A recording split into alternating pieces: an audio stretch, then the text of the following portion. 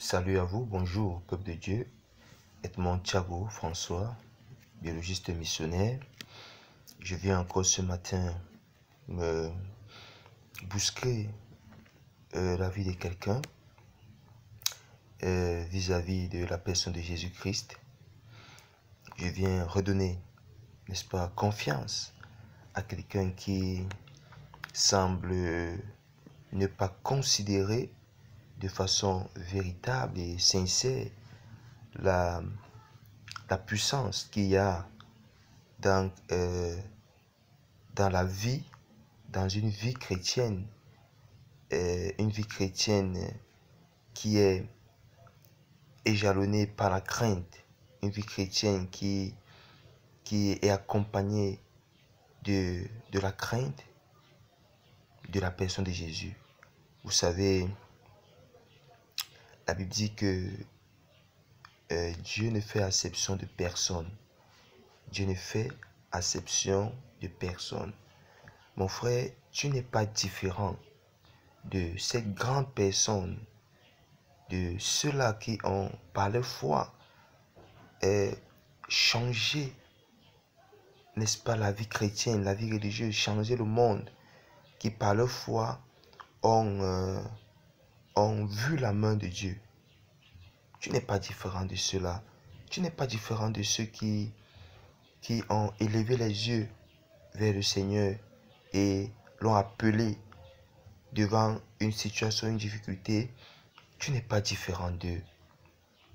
Jésus t'aime. Dieu t'aime et te considère au même titre que cela. Bien sûr, il te considère comme cela parce qu'il est d'abord ton créateur et si tu es enfant de Dieu, il est ensuite ton Père. Donc c'est très important de savoir. Et la Bible dit, dans le livre de Romains, je vais lire le Romains chapitre 11 jusqu'au verset 13. Chapitre 11, j'allais dire Romains chapitre 10, je vais lire du verset 11 au verset 13. La Bible dit, quiconque croit en lui ne sera point déçu. Il n'y a aucune différence, en effet, entre le juif et le grec, puisqu'ils ont tous un même Seigneur, qui est riche pour tous ceux qui l'invoquent. Pour tous ceux qui l'invoquent. Et au verset 13, il dit, car quiconque invoquera le nom du Seigneur sera sauvé. Mon frère, quiconque invoquera le nom du Seigneur sera sauvé. Invoque le nom du Seigneur. Dans tous les aspects de ta vie, invoque son nom. Appelle Dieu. Appelle-le. À cause de ce qu'il a accompli, il a permis d'accomplir par son Fils Jésus-Christ. Appelle Dieu. Dans une situation difficile, prends du temps, appelle Dieu. Et on appelle Dieu au travers de la prière. Appeler Dieu, donc prier, ne signifie pas se mettre au vu et au su de tout le monde qui pourront nous voir prier. La prière ou alors l'acte qui invoque Dieu, qui l'appelle dans une situation, qui l'appelle à venir en aide, est un acte secret. Dieu est un Dieu du secret. Et c'est pour ça qu'il va dire dans le livre de Matthieu chapitre 6, il va dire que lorsque vous priez, entrez dans votre chambre. Il parle ici de la chambre. Les gens peuvent voir une chambre physique, ça dépend de vous, mais entre dans le secret. Il parle d'une chambre de ton cœur. Va dans le secret, parle à ces dieux secrets et qui va te répondre dans le secret. Vous voyez? Donc, quand tu peux invoquer Dieu, aller à la rencontre de Dieu, parler à Dieu, l'appeler dans des situations, dans des choses qui peuvent te tourmenter, te tracasser, va dans le secret, fais-le sincèrement de tout ton cœur et applique-toi à cet acte, applique-toi à cet exercice de foi et Dieu va te répondre. Celui qui dit qu'il ne fait acception de personne, celui qui demande à l'invoquer, invoque-moi, je te répondrai. Invoque-moi, je te répondrai. Le Seigneur demande à ce qu'il soit invoqué. Nous allons le lire aussi dans Actes chapitre 2, verset 21. Le Seigneur demande à être invoqué. Il dit, si vous m'invoquez, celui qui m'invoque, dans Joël chapitre 2, verset 32, celui qui m'invoque. Combien de personnes invoquent Dieu? Combien de personnes prennent du temps, au même titre qu'ils prennent du temps pour chercher leur argent? Combien de personnes prennent du temps pour invoquer Dieu? Combien de personnes se donnent de la peine, au même titre qu'elles se donnent de la peine pour vaquer à une occupation, pour avoir telle opportunité, pour mener telle activité? Combien de fois elles se donnent à invoquer Dieu?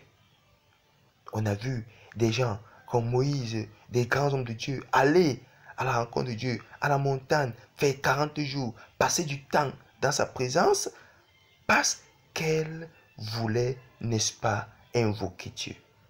Parce qu'elles allaient à la rencontre de Dieu. Parce qu'elles voulaient écouter Dieu. Parce qu'elles voulaient le comprendre une situation. Nous sommes tellement occupés à mener nos activités, tellement occupés à faire des choses qui nous apportent un bien matériel immédiat, que nous ne comprenons pas quelle est la source de ce matériel.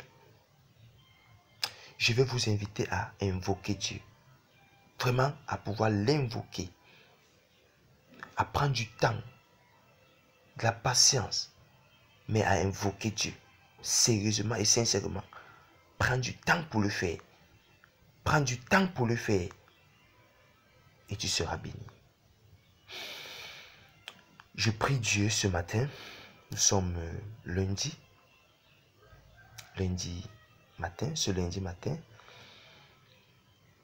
je prie, n'est-ce pas? Je disais ce lundi 12, ce lundi 12 novembre.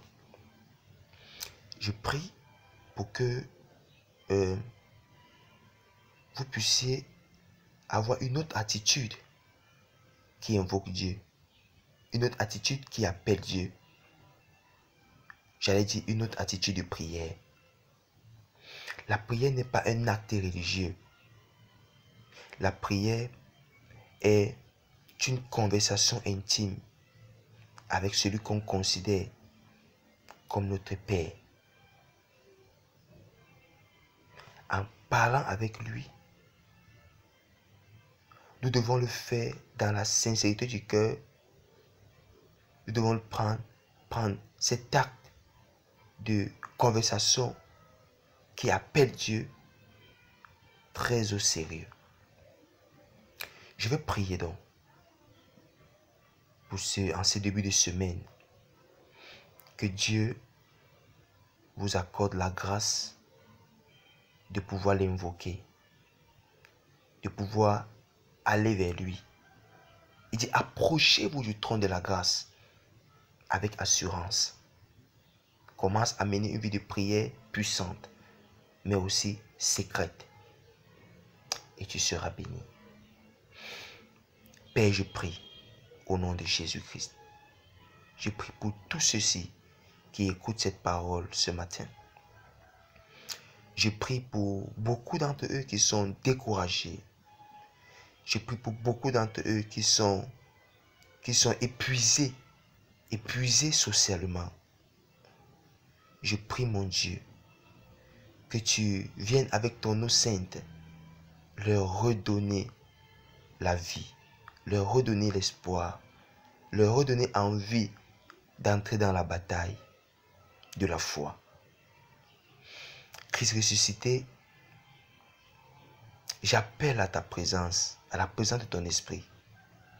Pour beaucoup d'entre eux qui ne te connaissent pas ou qui ne t'ont pas encore accepté dans leur vie comme le maître et le Seigneur personnel, le sauveur personnel, je prie que tu leur accordes cette grâce, la grâce du salut. Seigneur, donne-leur de t'expérimenter. Ce début de semaine, je prophétise la joie et l'allégresse dans leur vie. Je prophétise l'amour, la joie dans leur vie, Seigneur. Dans la vie de tous ceux qui écoutent ta parole en ce moment, au nom puissant de Jésus. Je prie pour quelqu'un qui est déjà découragé, Éternel des armées. Je prie au nom de Jésus-Christ que tu lui redonnes courage. Seigneur, je prie pour une famille dispersée, séparée. Je prie pour un malade. Je prie pour quelqu'un qui, Seigneur, est sur le bord du suicide. Que ta main puissante plante sur sa vie. Au nom de Jésus-Christ. Seigneur, accorde-leur cette semaine de voir ta gloire, de voir que tu es puissant, de voir que tu es vivant et de voir que tu es avec tous ceux qui t'invoquent.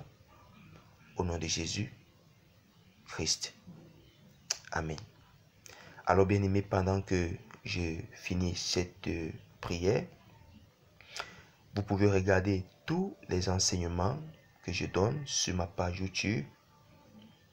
Vous allez aller sur Franed, F-R-A-N-E-D, et vous aurez mes enseignements sur YouTube.